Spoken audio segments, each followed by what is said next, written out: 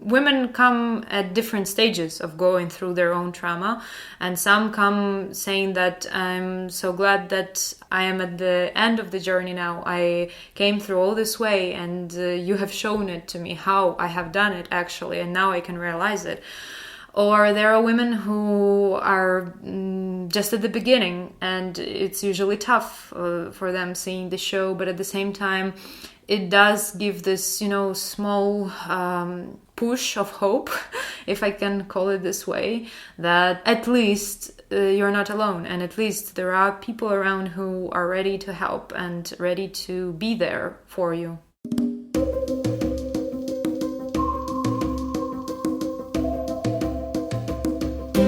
Imagine being able to attend a bold and beautiful theater performance that gives voice to a path you might know all too well, a path of healing from the impacts of violence or trauma. Imagine what it might feel like in your core to see someone go on a journey similar to yours and get to the other side of it.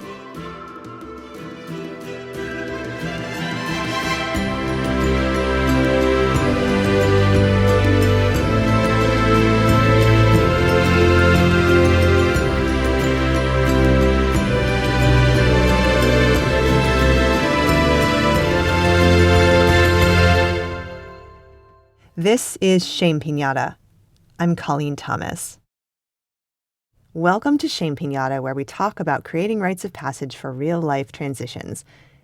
If you joined us for last month's episode, you heard all about a unique theatrical performance that honors the journey of finding a way forward after trauma or violence.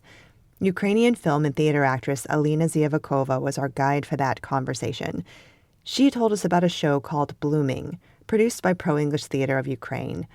Blooming was created by three women: Alina, who is the lead in the show, Jasmine Sotelo, the choreographer who also appears on stage, and director Annabelle Ramirez. It all began right after Russia's full-scale invasion, when Alina and Annabelle decided to volunteer their time to work as fixers. That meant that they accompanied foreign journalists who were in Ukraine documenting war crimes. In that role, they witnessed some intense stories of gender-based violence, and both felt strongly that they needed to do something with all of the knowledge they gained through hearing those stories. And since theater was their strongest instrument, they decided to create a performance about it. Today, I'm happy to welcome Alina back to tell us more about Blooming. We'll touch on the uniquely Ukrainian symbolism in the show, how the show was received by the survivors who attended, and we'll also explore the cultural differences that came up during the show's European tour. Here's a bit more now of our interview. I have a question I'd love to switch gears and ask you, which is, if there are any, what are some of the uniquely Ukrainian elements in the show? Sure, there are a couple. So you can see on the poster there's a hand and there is a little embroidery on it, and this is actually what we do during this show. Jasmine is painting my hand, and this painting is supposed to symbolize this embroidery that is traditional to Ukraine, that is usually put on the shorts, and people are wearing it on special occasions, on holidays. But lately, since our nationality and our survival is crucial for us, a lot of people just wear it every day, and it has become a fashion trend to incorporate this embroidery into, hoodies and t-shirts and whatever, just regular clothes, which I found cool, and I own a couple of those. But for us, it's like it's also kind of symbolic that she does it on my wrist, where there are veins, and it also feels like in my blood, in your blood, and it also kind of transcends and connects both the nationality aspect of it and cultural Ukrainian aspect of it with a broader, much deeper sense of, because she does it also before the really strong emotional moment in the performance, and it feels like initiation as well. And it also, the lights turns red, and the Ukrainian song that starts at the moment, the first words of the song says "krovi," which means blood, give me blood. And this is one of them. And also, the song is in Ukrainian, and there are a couple of moments when Jasmine's character speaks Ukrainian. And they are kind of, this spells somehow, even though it's not supposed to be, but they fit and they sound. And I guess they were more of like a prayer, more of like this half pagan, half Christian, which is very broadly how our culture is based on. There are both pagan elements and Christian elements. She's also whispering it. So it sounds like this healing spell in some way. And the fun fact is that, the book itself, The Daughter, it's rather rough, rather masculine energy book about the start of the war, actually, in 2014 in Donbass. And the main character is a woman who becomes a volunteer for the armed forces. And what surprised us a lot is these excerpts that we have, of this kind of magical stuff are from there. So she, in the hardest moments of her life, she does address these powers that are, the last monologue of the performance is that the truth is on your side, your kith and kin are on your side, the dead are on your side, and the unborn too. So there's this, tribal almost power that we possess, and if you access it, there is nothing in the world that can beat you. And this is kind of one of the important messages that we incorporated into performance, and we want to pass it along as much as possible to men, women, doesn't matter in this case, to humans, to give this extra support whenever it's needed. Do you know if any of the survivors that you worked with when you were first in the field have gotten to see the performance?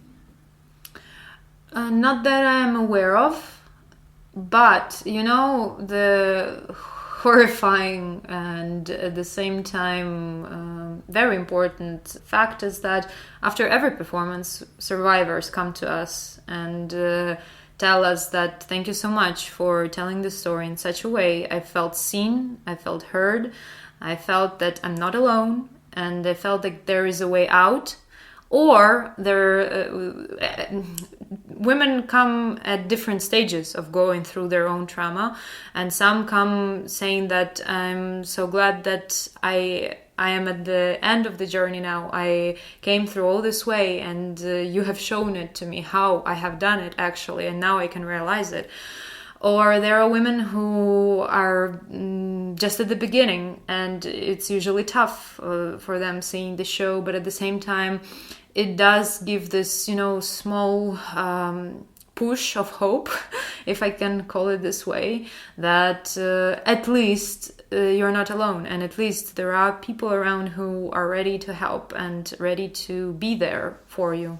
Yeah, and I would imagine people who can step into it, who are stepping into it on stage, who are representing it, who are not afraid of it, who are not frozen by it, who have movement within it, all of those pieces. And not only movement within it, but it's a validation of absolutely different states of it, of this non-linear process. And people usually, again, at least in Ukraine, of what I can see, of what I can judge, people are afraid to show, quote unquote, negative emotions, to show aggression, grief, struggle. You always have to, as if you always have to put a mask and pretend that everything is fine. I'm just going through it. I'm not going to address it. I'm shoveling it under the carpet.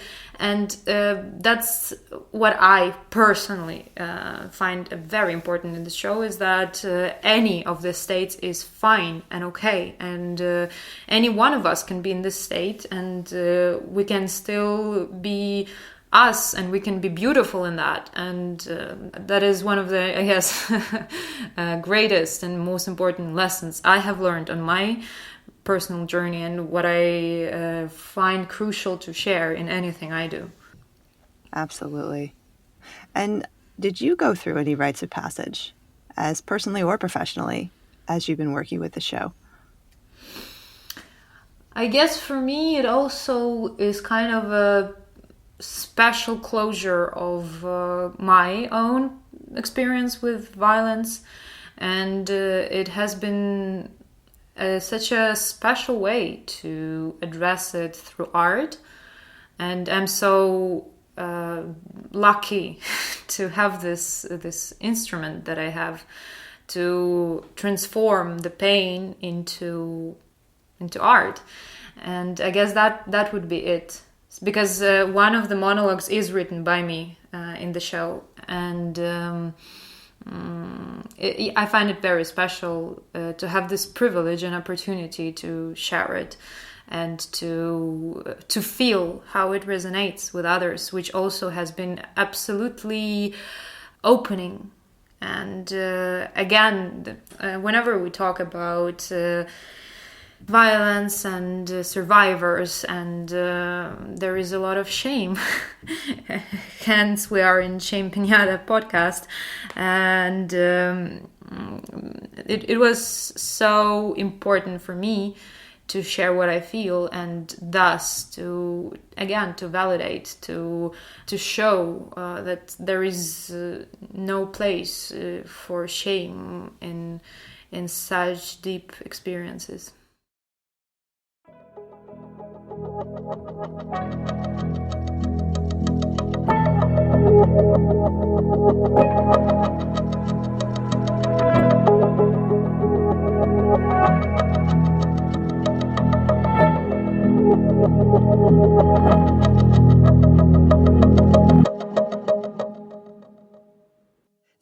So what did we not touch on that you think it's important to mention? I guess I would like to mention the difference in perception, because it's kind of curious with the different countries. It's interesting that whenever we perform it in Ukraine, people tend to laugh more easily because there are a couple of relieving funny moments, improvisation moments in the show, and for us it also was crucial to include something like that, so the show does not feel too overwhelming and too hard to process. And well, there are some specific cultural codes. Coming back to the question of the specific Ukrainian references, there is a monologue about food, and there is a mention of borscht, which is a traditional Ukrainian dish, and people here usually tend to react on it because they know very well what it is about. And and in general it's so curious as a just anthropological, sociological observation whenever we were going through and touring through countries, especially at the very beginning, somewhere in the summer of 2022, autumn. People were so afraid to laugh. Because I also find it fascinating because, again, whenever we're talking about harsh topics like trauma, violence, grief, it's also, as far as I can observe, those topics are not super easy to address, and it is such a joy when people do laugh. When, even though the cultural contexts are different, but some things are universally funny, and we can share that and laugh it out together, and that has been great because for us it is crucial not to be perceived only as a victim. We are suffering and we're being attacked, but also as strong, courageous humans and a nation that can fight back, and sometimes to laugh it out is a way to resist, is a way to fight back. So that has been really cool to see. And in general, it's interesting that, again, when we were just starting it in Kiev, and whenever we perform it here, it depends, of course, but usually the audience would be more tense than in countries abroad, especially during the rather dramatic moments of the show. And in the contrast, whenever we are in the countries of the European Union or the countries of the Northern Europe, they tend to be well, they do acknowledge the dramaticness of the moment or the harshness, but they seem to have a more adjusted way to talk about it. So it feels okay to bring up these topics and to discuss them, even though it's not easy. And we have a very contrast and vivid example in Sweden. We were in Stockholm this September. We had 2 shows. One with Ukrainian audience, because we have been hosted by a Ukrainian organization, and they have brought a lot of their guys just to attend the show.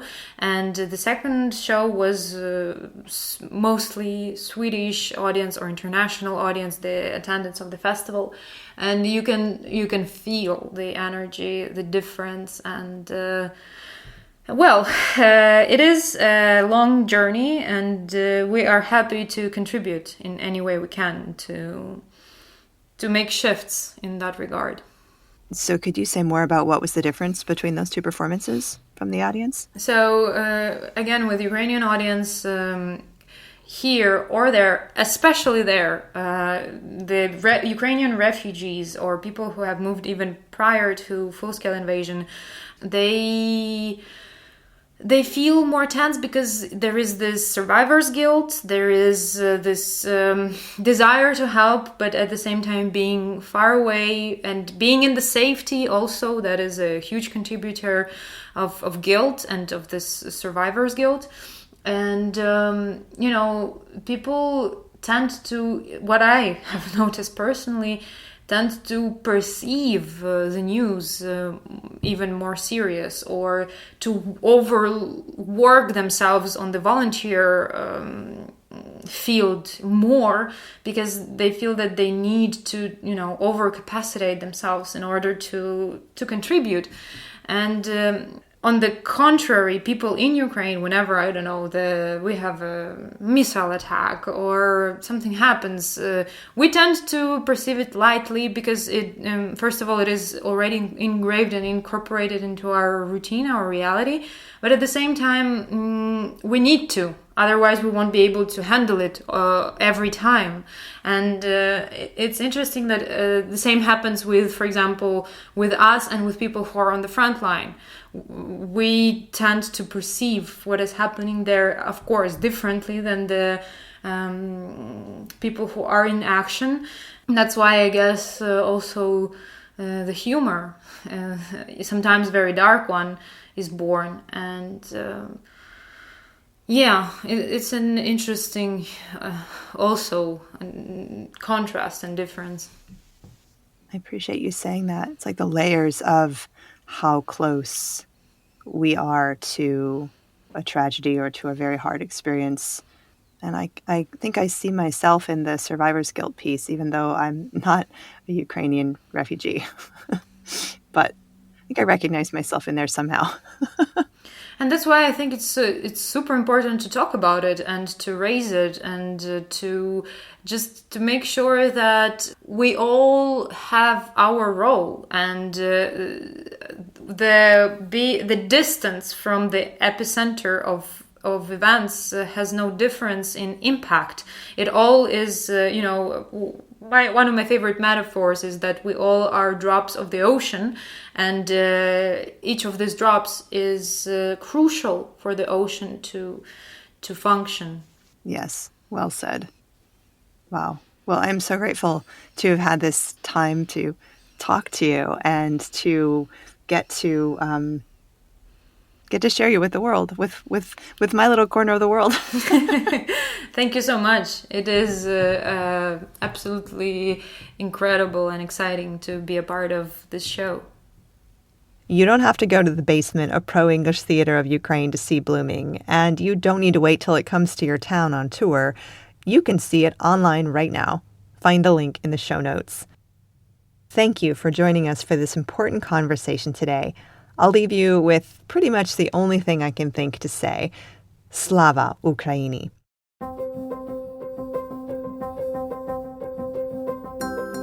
Alina Zievakova is a film and theater actress and acting coach from Ukraine.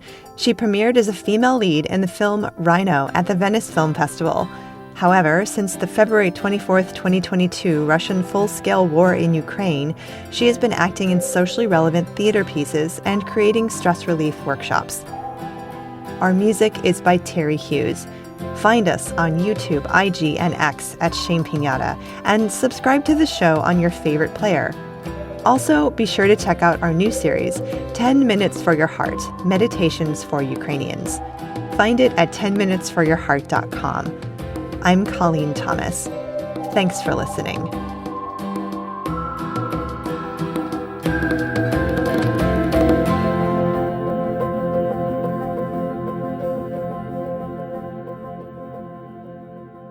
P.S. You can get 2 months of free podcasting service with Libsyn.